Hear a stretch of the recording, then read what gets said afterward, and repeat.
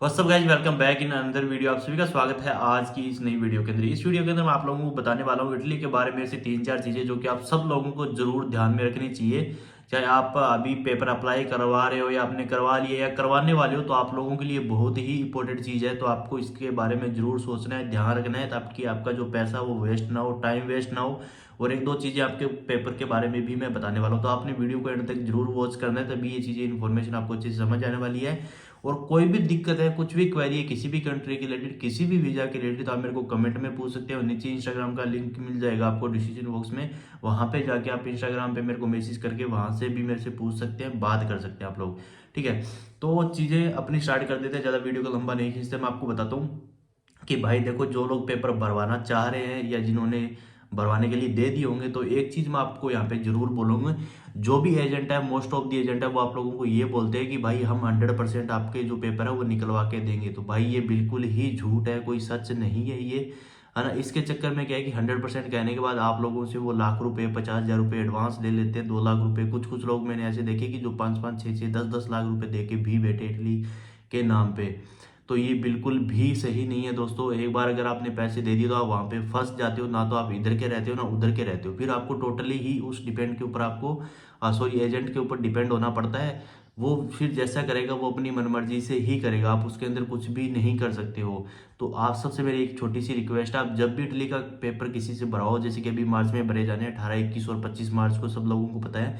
तो अगर आपने अभी नई से सिरे से भरवाने, आपने पहले कभी किसी को फाइल नहीं दिया या फिर आपने दिसंबर में दी थी, दिसंबर वाले नहीं निकले, तो फिर आप दोबारा भरवाना चाह रहे हो, तो भी आप चीज़ों को इस चीज़ का जरूर ध्यान में रखें कि भाई किसी भी एजेंट को, किसी भी एजेंसी को या फिर अपने किसी भी रिलेटिव को कोई एडवांस पैसा ना दे, है ना। मैं ये नहीं बोलता कि सारे एजेंट या एजेंसी फ्रॉड है, कुछ सही भी है जो कि आपका पैसा जो होता है जितना उनका खर्चा होता है उसको काट के वो आपको रिफंड भी करते हैं, वो बंदे सही है। बट आज के टाइम में ऐसा नहीं है, 95% जो लोग हैं वो फेक है। आपका पैसा किसी न किसी तरीके से डबल तरीके या डबल चार्ज कर लेंगे, या फिर उसको ज़्यादा ये दिखा देंगे भाई इतने खर्चे, ये खर्चे, वो खर्चे, इस तरीके से करके वो आपका पूरा पैसा जो डुबा देंगे एक हिसाब से। वो फिर आप कहीं के भी नहीं रहते हो, आपके पेपर भी नहीं निकलेंगे, टाइम चला गया, पैसे चले गए आपके ना। तो सबसे बड़ी चीज़ ये है, तो आपको ये गलती नहीं करनी है, किसी को भी एडवांस पैसा नहीं देना है। अगर आपने इटली के पेपर भरवाने चाह रहे हो, भाई जो बंदा आपको ये कह रहा है कि भाई मैं पूरी पेमेंट वीजा के बाद ही लूंगा आपकी, तो वो बंदा ठीक है भाई, आप उसके साथ काम कर सकते हो। जो भी आपका लीगल एग्रीमेंट वगैरह जो सारा कुछ करके उसके साथ प्रॉपर तरीके से काम करो, जो भी चीज़ है वो उसके साथ पूरे तरीके से बात करो। और बिल्कुल जैसे कि जो लोग 9 मंथ वाले वीज़ा पे एंट्री का जाते हैं ना, एंट्री का, क्योंकि 9 मंथ वाला जो वीज़ा होता है एक हिसाब से एंट्री ही होता है, उसमें एजेंट ना तो आपके काम की गारंटी लेता है ना पेपर की लेता है। तो ये चीज़ वाले भाई थोड़े से लोग जो है वो सावधान हो जाओ, क्योंकि आपको वहाँ पे जाके बहुत दिक्कत होने वाली है।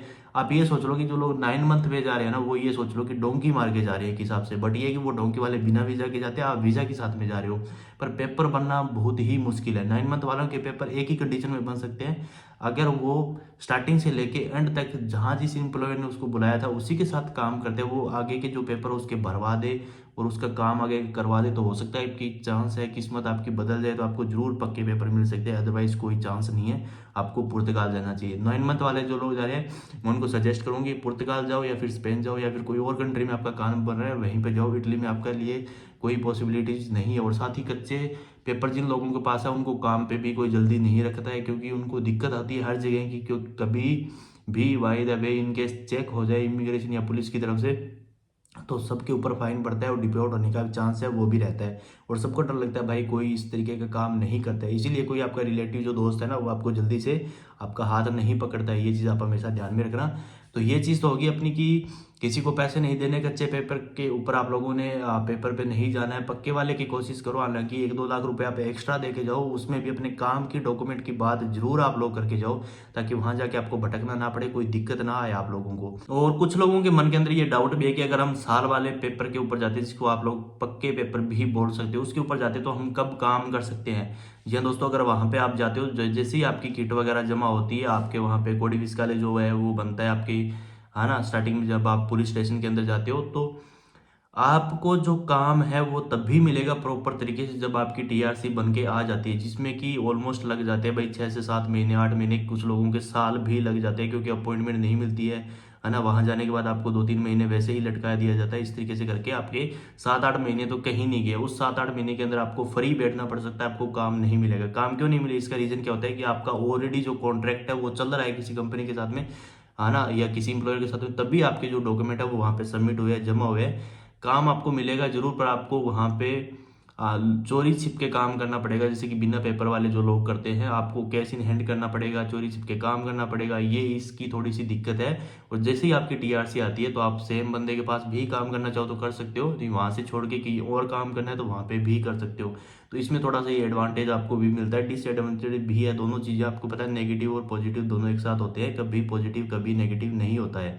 तो ये चीज़ आप हमेशा ध्यान में रखना। साल वाले जो लोग पेपर लेके जा रहे हैं उनको थोड़ा सा इतना ही ये दिक्कत है, बाकी इसके अलावा कोई दिक्कत नहीं। आप यहाँ इंडिया से ही पक्के होके जा रहे हो एक हिसाब से, तो आपको कोई डरने घबराने वाली बात नहीं है। बस आपको 5-6 महीने जो है वो थोड़ा सा एडजस्ट करके आपको चलना पड़ेगा। जहाँ भी जिस तरीके से काम मिले बस अपना करते रहो, थोड़ा खर्चा पानी है जो निकालते रहो, ताकि आपको घर से पैसा ना मंगवाना पड़े, क्योंकि ऑलरेडी बहुत पैसे आपके लगे हुए होते हैं। तो ये थी इन्फॉर्मेशन कि आपको क्या चीज़ ध्यान में रखनी चाहिए, नहीं रखनी चाहिए। ये गलतियां जरूर जो है उनको समझे, इनको कभी भी मत करें, किसी को अपने पैसे ना डुबाएं, ताकि क्योंकि कुछ एजेंट ऐसे भी ना आपसे पैसे ले लेते हैं। जैसे दिसंबर वालों के हुए थे, तो दिसंबर में लोगों के पेपर भरे गए थे जैसे, और सब एजेंटों ने पैसे भी एडवांस लिए। अब उनके बाद वो कोई सुनवाई नहीं कर रहे, दिसंबर वाले पेपर नहीं निकले, मार्च वाले में भी वो क्लिक नहीं करवा रहे हैं। तो ये चीज़ होती है। इसमें क्या है कि 2023 में अगर आप देखोगे ना, तो 1,31,000 जो कोटा था वो था टोटल 1,31,000। इस बार 1,51,000 है। तो 2023 के अंदर 6 लाख से भी ज़्यादा लोगों के फार्म भरे गए थे। तो अब आप सोच सकते हो कि वीज़ा का या फिर जो मूलावस्था का रेशो है वो कितना है ना। उसमें भी ये नहीं कि भाई सब इंडियंस को मिलेगा, इंडियंस के लिए भी ये कोटा फिक्स है, उतना ही उनको मिलेगा। तो आप भी ये बिल्कुल चीज़ को समझे, गलती ना करें, किसी को अपने पैसे टाइम ना डुबाएं, है ना। तो ये चीज़ ध्यान में आप जरूर रखें। और जिसके दिसंबर वाले नहीं निकले हैं वो थोड़ा सा या तो वेट कर ले, या फिर अगर जो आपका एजेंट है वो मानता है तो उससे आप दोबारा पेपर फिल करवा सकते हैं। पेपर दोबारा उसी से फिल करवाएं जैसे 9 मंथ वाले सीजनल जिन लोगों ने भरे हैं ना, तो जो पेपर भरे थे जिस तरीके से दिसंबर में भरे थे, और जो स्पेड आईडी थी, जो पेपर थे, उसी से वापस क्लिक करवाएं, ताकि आपके जो निकलने के जो चांसेज है वो ज़्यादा रहते हैं। अगर आप नई नई स्पेड आईडी से या नए नए डॉक्यूमेंट या एजेंसी एम्प्लॉयर को लेकर लगाओगे तो हो सकता है कि आपके जो चांसेज है वो खराब हो सकते हैं।